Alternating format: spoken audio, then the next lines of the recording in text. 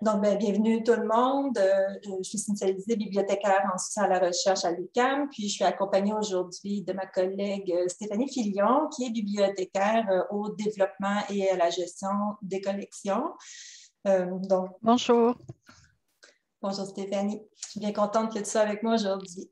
C'est grâce à elle donc, et à sa directrice, son équipe, qu'on a des ententes financières maintenant avec les éditeurs. Donc, c'est un peu ce qu'on veut vous présenter aujourd'hui. Mais avant d'arriver à cet aspect concret, on veut quand même vous brosser le contexte des changements que connaît l'économie de l'information savante, là, pour un peu contextualiser ces ententes-là, puis comprendre que ça commence à arriver dans les bibliothèques universitaires, puis que ça va changer d'année en année. Donc, je vais débuter la présentation. Donc, le libre accès, ça fait plus de 20 ans là, que c'est dans le décor de la recherche. Et puis, il y a eu beaucoup d'efforts, on pourrait dire, individuels, des institutions qui signent, mettons, la Déclaration de Berlin, mais jusqu'à tout récemment, donc, on a maintenant aussi des regroupements d'organisations. Puis ici, j'ai fait une saisie écran d'un regroupement international d'organismes de financement. Puis on voit que le Fonds de recherche du Québec s'est joint à cette organisation-là. Donc, c'est de quelle organisation qui est question ici? Attendez, j'ai de la misère à contrôler le Québec. Bon, j'ai de la misère à contrôler, ça va arriver. D'accord. Donc, cette organisation-là s'appelle Coalition S, qui à la base était une initiative européenne là, qui a commencé en 2018. Il y a vraiment tout plein d'organismes de financement. On l'a vu tout à l'heure, mettons l'Agence nationale de recherche en France, les organismes de financement du Royaume-Uni, il y a des fonds, des grandes fondations privées comme le Wellcome Trust qui sont là-dedans. Donc, le FRQ est joint à ce regroupement-là en juin 2021. Mais donc, ce qu'il faut retenir de ça, c'est qu'un grand regroupement international comme ça, qui a comme objectif de favoriser donc, le libre accès, ils veulent que la publication en libre accès devienne un fait, une réalité normale. Le fait que là, c'est des organismes que, plutôt que d'agir chacun individuellement, se regroupent leurs efforts pour un peu forcer les éditeurs à changer leur modèle d'affaires, en gros. Et puis, ils rendent ça possible à l'aide d'un plan S qui demande à ce que tous les chercheurs qui sont subventionnés par donc, les organisations qui adhèrent à Coalition S, ils doivent donc publier dans des revues qui se conforment à ce fameux plan S. C'est ce qui fait que les éditeurs, devant cette espèce d'arrivée en bloc de chercheurs qui sont maintenant mandatés par l'organisme de financement de publier dans certaines revues qui doivent respecter les conditions du plan S, ça a forcé les éditeurs à un peu modifier leur façon de faire. Et puis, le plan S, le plan d'Horizon, la retombée voulait que ça devienne effectif en 2021.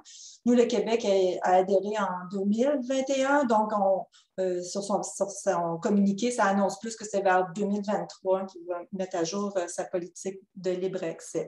Mais donc, on voit que ce qui se passe à l'international, ça a forcément des retombées localement chez nous parce que les éditeurs modifient leur façon de faire, puis nous, on vit avec les changements que les éditeurs nous proposent.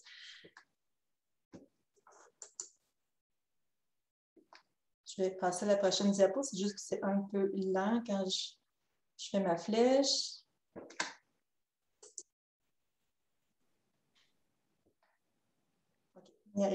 Donc, c'est quoi le plan S? Il y a 10 principes qui gouvernent son implantation, donc je ne vais pas passer au travers. Quand on vous transmettra le PowerPoint, vous pourrez aller lire c'est quoi les 10 principes, si vous voulez. J'en ai retenu 4 qui nous intéressent peut-être plus directement. C'est que les chercheurs qui donc, sont subventionnés par les organismes qui adhèrent, donc, au plan S, eux, ils arrivent en disant, je suis subventionné par tel fonds et j'ai donc une rétention de mes droits d'auteur. Puis les auteurs vont même dire auprès de l'éditeur, j'applique une licence Creative Commons CC BY, ça veut dire qu'on demande juste l'attribution, reconnaître qui a rédigé l'article. Mais donc, c'est une licence qui permet toutes sortes de droits d'utilisation, comme la traduction, la feuille de texte. Donc, ça, c'est très important. Là. Donc, ça, c'est un des principes de base. C'est une stratégie de rétention de droits auprès des auteurs. Un autre principe important, le quatrième, c'est le financement des frais de traitement d'articles. En anglais, c'est APC, pour Article Processing Charges. Donc, le financement des frais de publication là, en libre accès, là, actuellement, sont sur les épaules du chercheur. Puis, dans le plan S, bien, un des principes, c'est que ce financement des APC devrait être fait par les financeurs ou par les institutions. Donc, ça veut dire qu'il y a du travail en ce moment pour qu'éventuellement les chercheurs n'aient pas à continuellement payer eux-mêmes les frais de traitement d'articles. Pour ce qui est de la publication des livres en libre accès, là, parce qu'il y avait des domaines disciplinaires où, oui, on publie des articles, mais on publie surtout des livres, des chapitres de livres. Donc là, au départ, c'était aussi 2021 pour que les éditeurs fassent le changement. Là, on a reconnu que c'est plus compliqué. Donc, dans le cas des livres, le processus, l'échéancier va être différent, c'est encore à clarifier. Un autre principe important que je veux souligner, c'est qu'avec le plan F, là, ça annonce la fin des revues hybrides. C'est quoi une revue hybride? La majorité de nos grands éditeurs commerciaux ont adopté ce modèle d'affaires. Donc, ils font de l'argent en ayant un abonnement. Donc, nos bibliothèques, là, on dépense des millions de dollars là, avec des abonnements. Donc, les éditeurs commerciaux font de l'argent en ce moment avec des abonnements. Puis en plus, quand les chercheurs publient dans ces revues-là, qui veulent publier en libre accès, bien, les chercheurs, il faut en plus qu'ils payent des frais de traitement d'articles. Ça fait deux sources de revenus là, pour une même revue. Donc, avec le plan S, si les chercheurs veulent publier dans des revues qui sont actuellement dites hybrides, bien, la revue va être obligée d'avoir des accords transformatifs. Ça va être un des critères. Donc, c'est pour ça qu'on dit que ça va être la fin des revues hybrides. On va avoir soit des revues qui maintiennent avec juste un abonnement, rien d'autre, ou bien des revues qui sont en libre accès. C'est un peu ça ce que ça annonce avec le plan S. Donc, c'est quoi les trois voies de conformité? Là, quand le plan S dit que les chercheurs doivent publier dans des revues qui sont conformes au plan S, bien, si la revue est déjà 100% libre accès, bien, il n'y a pas de problème. C'est une revue en libre accès, c'est ce qu'on veut. Fait que ça peut être une revue en libre accès où c'est gratuit pour le chercheur. Là, on a plein de revues en sciences humaines et sociales sur Érudit. C'est un consortium qui soutient Érudit. Donc, c'est une forme de voie de libre accès qui est sans charge pour le chercheur, mais qui est financée par des fonds publics. Ça, c'est un exemple. Mais il peut y avoir des revues 100% libre accès, mais il faut payer des frais de traitement d'articles. Sinon, il y a la voie verte qui va toujours rester valide. C'est des revues qui continuent de fonctionner avec un abonnement. Ça veut dire qu'il faudra que des bibliothèques s'abonnent si on va avoir accès au contenu, sauf qu'il y aura une stratégie de publication en libre accès via la voie verte qu'on appelle. Ça veut dire que la revue doit permettre aux chercheurs de déposer la version acceptée dans Archipel, par exemple. Donc, on aura toujours un accès libre au contenu, mais ce ne sera pas sur le site de la revue avec cette voie-là. Le webinaire de demain, là, donné par ma collègue Sylvie Goulet puis Jean-Jacques Rondeau là, sur Archipel, ils vont vraiment expliquer concrètement c'est quoi les stratégies de publication en libre accès. Donc, puis la troisième façon pour un chercheur subventionné par un organisme adhérent à Coalition S, c'est de publier dans des revues donc, qui sont hybrides, ça veut dire, mais donc, si elle est hybride, il faut qu'elle ait un accord transformatif. Donc là, je vais expliquer c'est quoi un accord transformatif.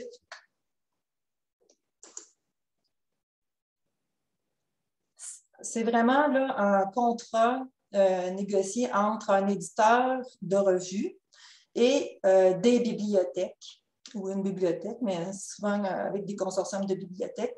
Puis, ce contrat-là est fait pour l'aider finalement à changer son modèle d'affaires, qui est actuellement donc sous abonnement, pour devenir un modèle d'affaires 100% publication en libre accès.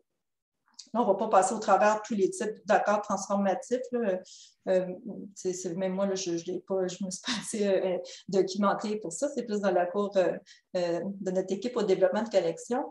Mais quand même, il y a des caractéristiques communes à la plupart des accords transformatifs, là. Donc, c'est l'idée que ces accords-là, ils viennent transformer en quoi le modèle d'affaires actuel de la revue est un frein au libre accès, puis l'accord va permettre de changer pour qu'on puisse arriver à un écosystème de publication où tout est en libre accès.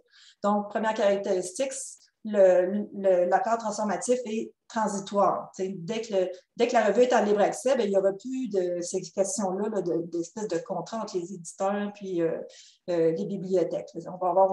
On espère avoir trouvé un équilibre économique.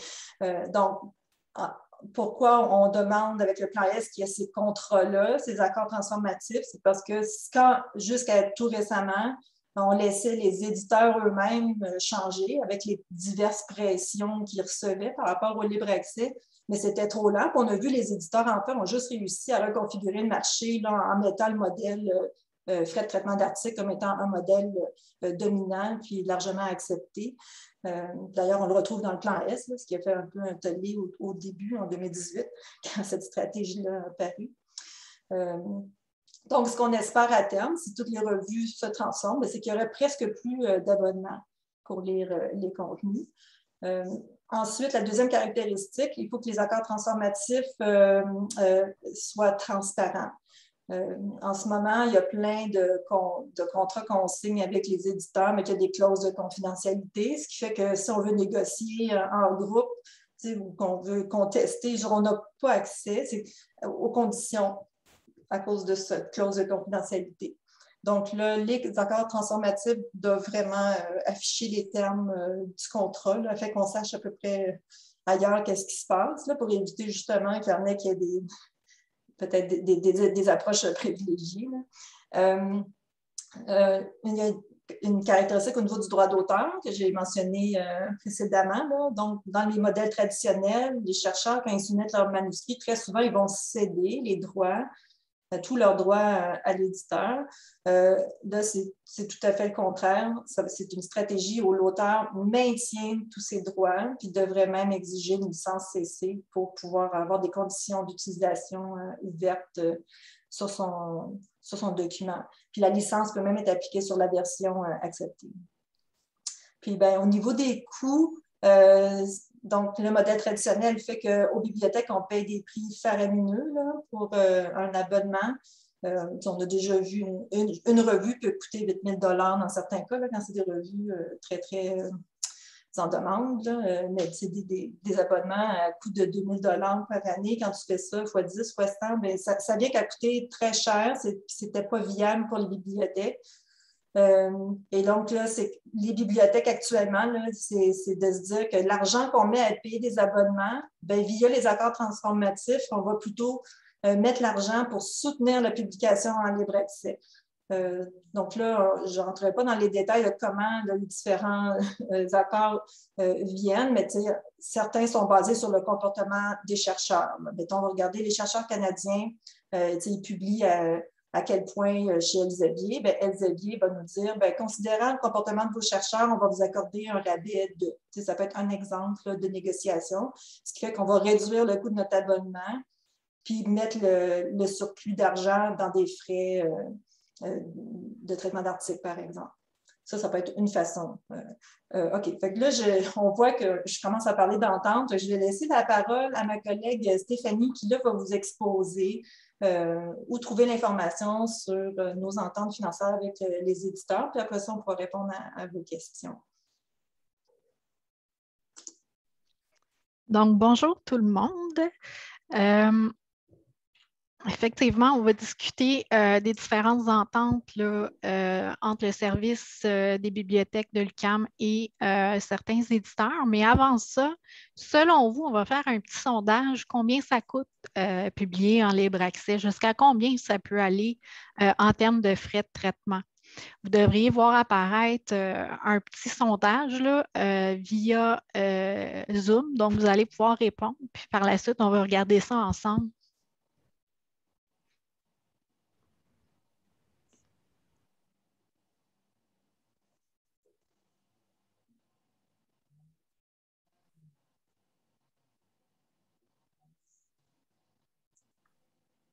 peut-être 30 secondes. J'ai 9 personnes qui ont répondu, puis j'ai 11 participants. Les 2 autres personnes, je pense que c'est nous. Ah, excuse-moi. Tu as raison. Donc, c'est complet. Moi, ça indique 100 de participants.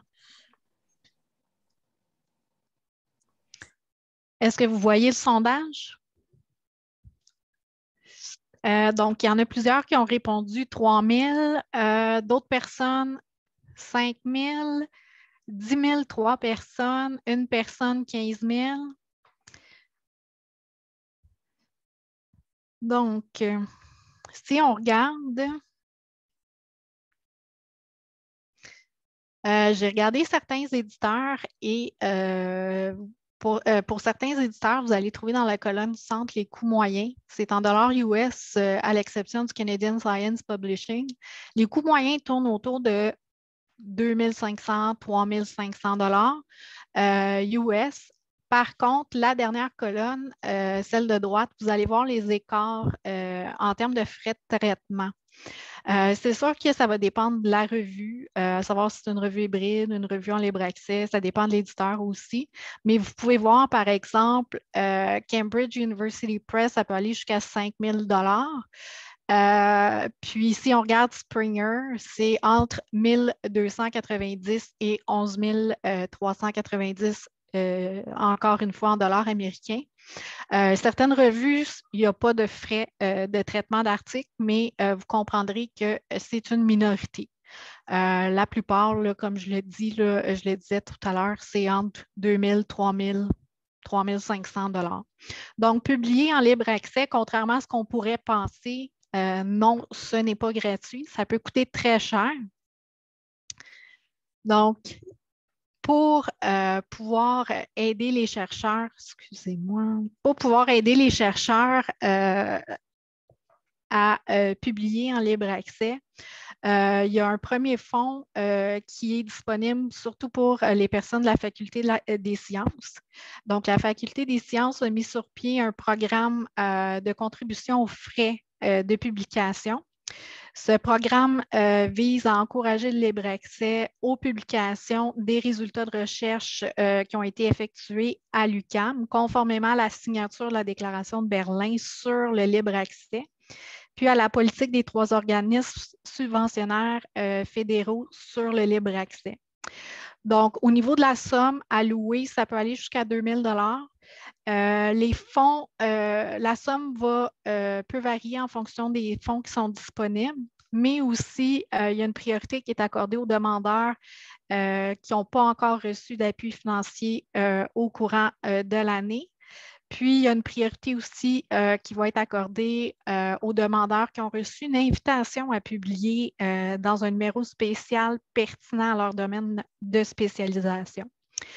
Donc, au niveau des conditions d'admissibilité, il y en a plusieurs. Donc, il faut que la publication, il faut que l'article soit publié entre le 1er mai 2021 et le 30 avril 2022.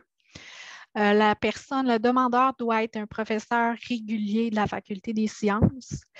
L'auteur, en fait, le demandeur doit être un des auteurs de la publication. Il faut que l'affiliation à l'UQAM soit également ajoutée sur la publication, donc ça apparaisse. La publication doit être acceptée. La publication, pour obtenir une somme, doit être acceptée soit dans une revue hybride ou en libre accès. Donc, dans ce cas-ci, les deux types de revues s'appliquent. Et aussi, il faut que la publication ait été déposée dans le dépôt institutionnel qui est Archipel. Vous avez un lien là, dans le bas de l'écran pour pouvoir accéder aux informations sur ce soutien financier de la Faculté des sciences. Outre l'appui financier de la Faculté des sciences, donc le service des bibliothèques de l'UQAM contribue financièrement à plusieurs ententes qui sont négociées par le Réseau canadien de documentation pour la recherche, communément appelé le RCDR. Donc, en quoi consistent ces ententes-là? Je vais juste aller sur le site. Ce ne sera pas bien long.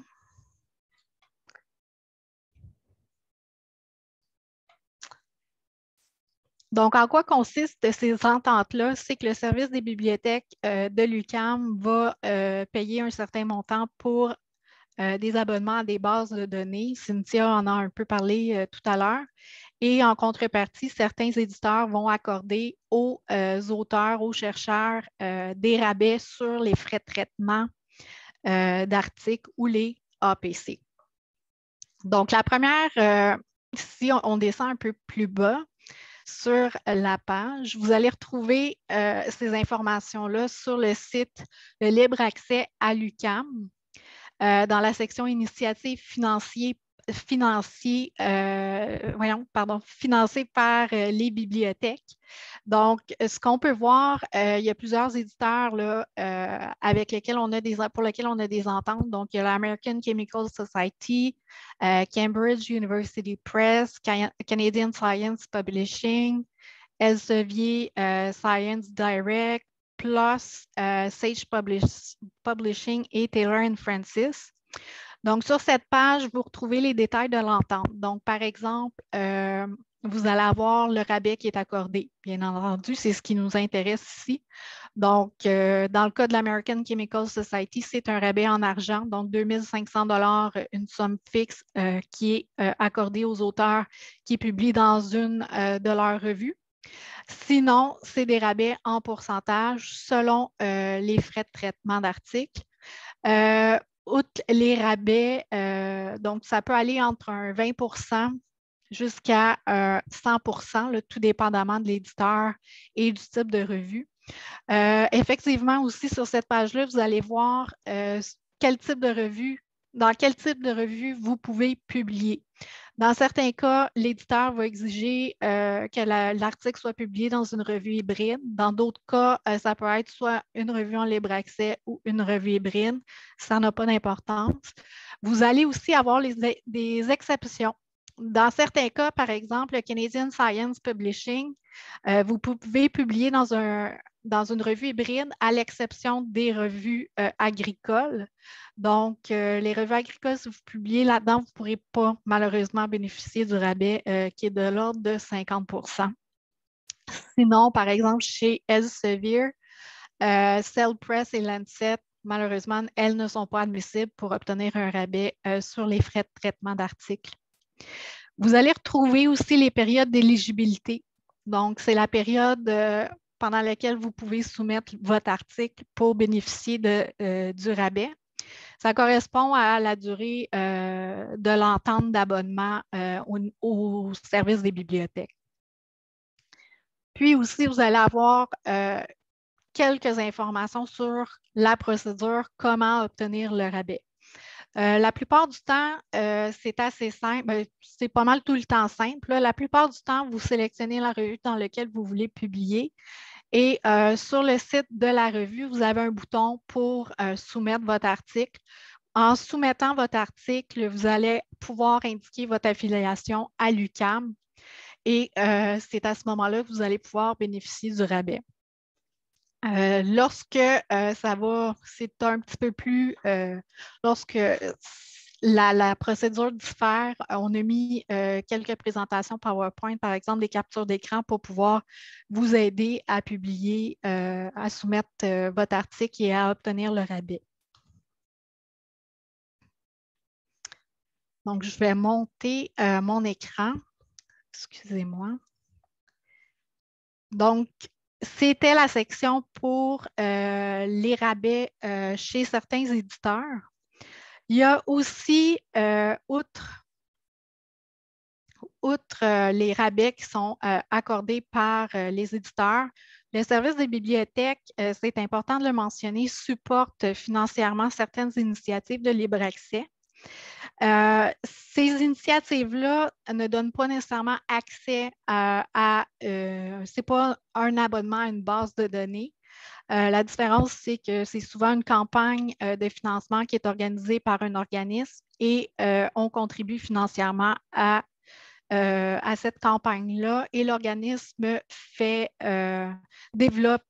favorise le développement de la publication en libre accès.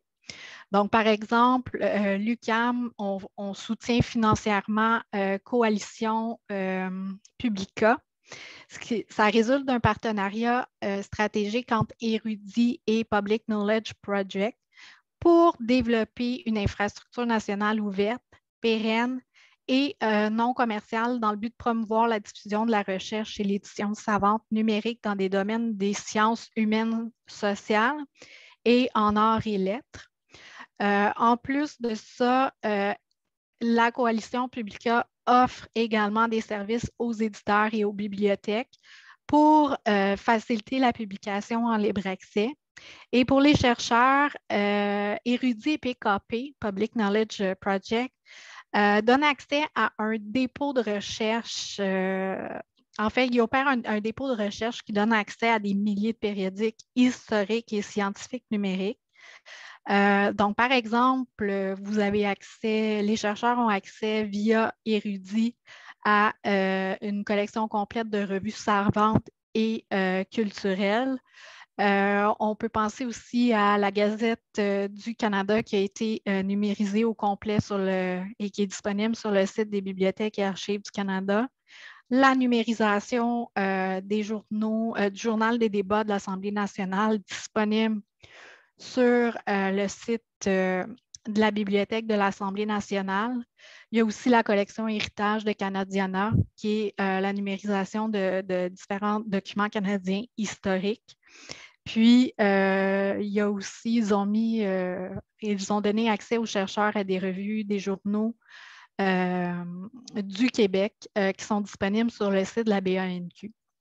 Donc, c'est un exemple d'initiative qui est financée par le service des bibliothèques. Donc, au niveau du libre accès, il y a plusieurs moyens, plusieurs méthodes de contribuer à la démocratisation du savoir scientifique. Donc, c'est ce qu'on vous a présenté aujourd'hui. Est-ce que vous avez des questions?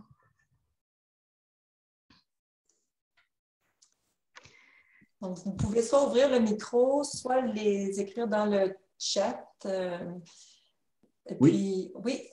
Oui, bonjour, j'avais une question. Merci pour votre présentation.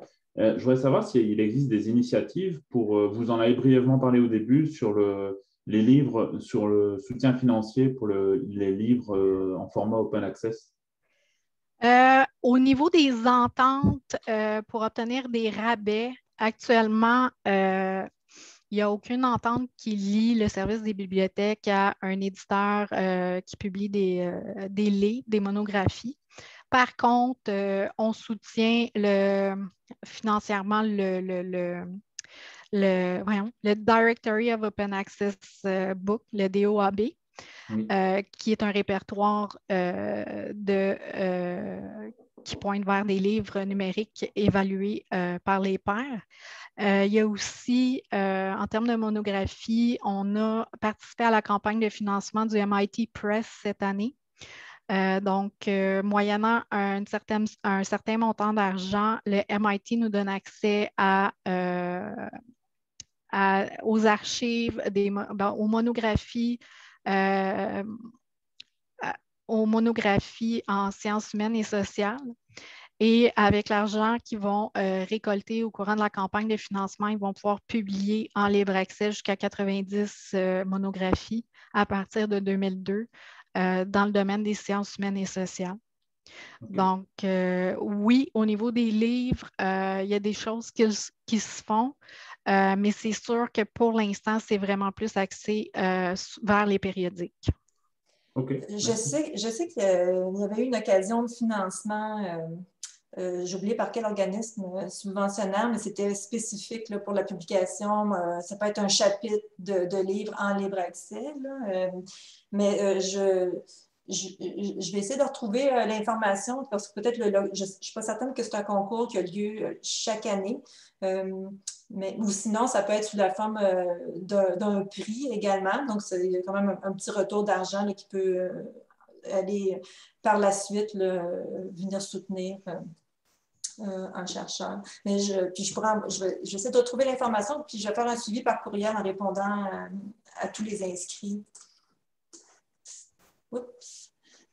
Et je vais aller voir dans le chat, j'ai vu des choses entrer. Il n'y a pas de questions. Non, OK, c'est plus des remerciements des gens qui quittent. J'ai une question. Oui. Vous avez parlé tantôt dans la coalition S que le FRQ faisait partie. Est-ce que le CRSNG et le CRH font partie, CRSH font partie aussi ou c'est seulement le FRQ? Moi, j'ai juste entendu parler du FRQ. Je n'ai pas vu de nouvelles, aucun communiqué là, qui a transpiré, ni dans les listes de diffusion, parce que ça serait quand même une nouvelle importante. Donc, je suis assez confiante de dire qu'au niveau fédéral, ils n'ont pas aucun signe comme quoi ils vont adhérer à la coalition. OK. Et est-ce qu'il faut avoir une subvention personnelle avec le FRQ ou si on fait partie d'un regroupement financé par le FRQ, par exemple, on est considéré admissible ou… Bon, là, je vais m'avancer un peu dans le sens que c'est tout récent encore, hein, que le FRQ adhère à la coalition S. Donc, il n'y a pas encore sorti, ça va être quoi les retombées. La politique de libre accès n'est pas encore mise à jour. De sorte que, en ce moment, ce qu'on devrait considérer, c'est que c'est la politique actuelle de libre accès du FRQ qui s'applique. Maintenant, il n'y a rien qui vous empêche quand vous choisissez où vous voulez publier, là, de quand même aller sonder, dans le sens que la plupart des éditeurs doivent changer leur modèle. Donc, ils s'attendent à ce que les chercheurs leur disent bon, moi, je vais appliquer une rétention de droit. Donc, je ne suis pas sûre qu'il y en a certains qui ne vont pas nécessairement demander si vous êtes financé par qui. Là, mais sinon, il y a quand même d'autres stratégies de publication en libre accès. Là. Je ne sais pas si c'était pour voir si vous pouviez annoncer à une revue « Je suis financé par et j'ai donc tel droit ». C'était dans cette optique-là que vous posiez la question? Oui.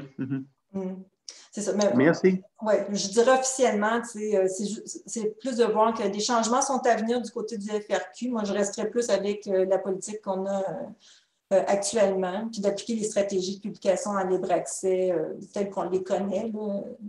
C'est directement, sur une revue 100% libre accès, puis s'il y a des frais de traitement d'articles, bien, si vous êtes subventionné, vous pouvez prendre l'argent de votre subvention pour payer les frais d'APC. Ça, c'est déjà réglé. Puis ce qu'il y a de particulier, peut-être, ce qui pourrait changer dans les façons de faire, c'est que quand vous décidez dans quelle revue publier, bien, si vous savez que que les revues Sage, il y en a qui sont pertinentes dans votre domaine, bien, c'est peut-être de les considérer. Je ne dis pas d'aller publier juste dans les revues qui ont des rabais, mais mettons, à qualité égale, pertinence égale, bien, prenez celle qui est dans Sage, qui va peut-être même être 100% couverte. Là.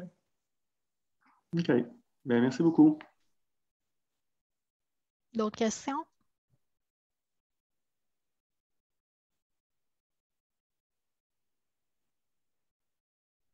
Non. Donc, Cynthia a déposé la présentation directement dans les commentaires, dans le chat. Donc, vous allez pouvoir y accéder. Puis, il y a différents liens également vers les ressources qu'on vous a présentées ou